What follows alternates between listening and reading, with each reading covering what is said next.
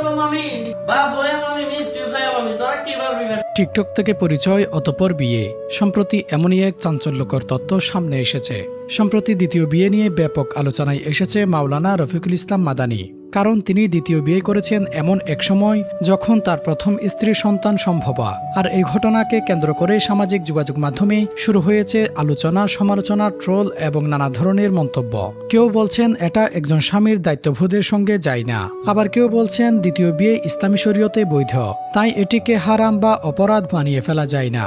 কিন্তু আসল বিষয়টা কোথায়? আসল বিষয় হলো দ্বিতীয় বিয়ে বৈধ হলেও এর সঙ্গে বিশাল দায়িত্ব জড়িত। একজন মানুষ যদি একাধিক বিয়ে করে তাহলে তাকে প্রতিটি স্ত্রীর প্রতি ন্যায় বিচার করতে হবে। শুধু আর্থিক দিক নয়, সময়, মানসিক সমর্থন, সম্মান, ভালোবাসা সব ক্ষেত্রেই ভারসাম্য রাখতে হবে। আর এখানেই সবচেয়ে বড় পরীক্ষা। কারণ বাস্তবতা হলো অনেকেই দ্বিতীয় বিয়ের বৈধতার কথা বলেন কিন্তু ইনসাফের জায়গাটা এড়িয়ে যান। অথচ ইসলামে সবচেয়ে বেশি গুরুত্ব দেওয়া হয়েছে এই নিয়ে বিচারকে। এখন প্রশ্ন হচ্ছে, প্রথম স্ত্রী যখন সন্তান সম্ভবা তখন এই সময় দ্বিতীয় বিয়ে করার সিদ্ধান্ত কতটা যৌক্তিক? এই প্রশ্ন করাটা অন্যায় না, এটা স্বাভাবিক মানবিক প্রশ্ন। কারণ একজন গর্ভবতী নারীর জীবনের সবচেয়ে সংবেদনশীল সময়গুলোর একটি হলো এই সময়। তখন তিনি স্বামীর মানসিক সাপোর্ট সবচেয়ে বেশি আশা করেন। তবে আরেকটি বিষয়ও বাস্তব, কোনো মানুষ গুনাহ থেকে বাঁচার জন্য দ্বিতীয় বিয়ে করলেও সেটাকে সরাসরি খারাপ বলা যায় না। কারণ ইসলামে বিয়েকে পবিত্র ও বৈধ হিসেবে দেখা হয়। সমস্যা শুরু হয় তখন যখন মানুষ আলোচনা বাদ দিয়ে অপমান শুরু করে।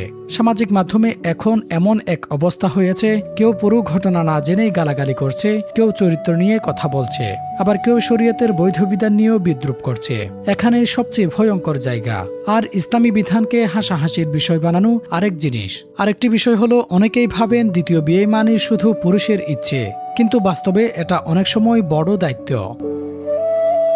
ইনসাফ করতে না পারলে সেই মানুষকেই একদিন জবাবদিহি করতে হবে। তাই এই পুরো ঘটনা এক পেশে না হয়ে দুই দিক থেকে দেখা দরকার। না অন্ধ সমর্থন, না অন্ধ ঘৃণা, বরং প্রশ্নটা হওয়া উচিত, তিনি কি ইনসাফ করতে পারবেন? প্রথম স্ত্রীর হক ঠিকভাবে আদায় করতে পারবেন তো? সন্তানের প্রতি দায়িত্ব ঠিক থাকবে তো? কারণ ইসলাম শুধু বিয়ে করতে বলেনি, বরং বলেছে ন্যায় বিচার করো।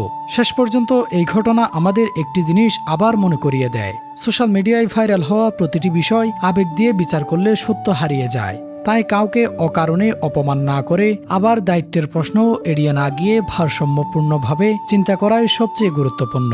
দর্শক, এই বিষয়ে আপনার কি মন্তব্য অবশ্যই কমেন্ট করে জানাতে পারেন। Desk report, ট্রো news.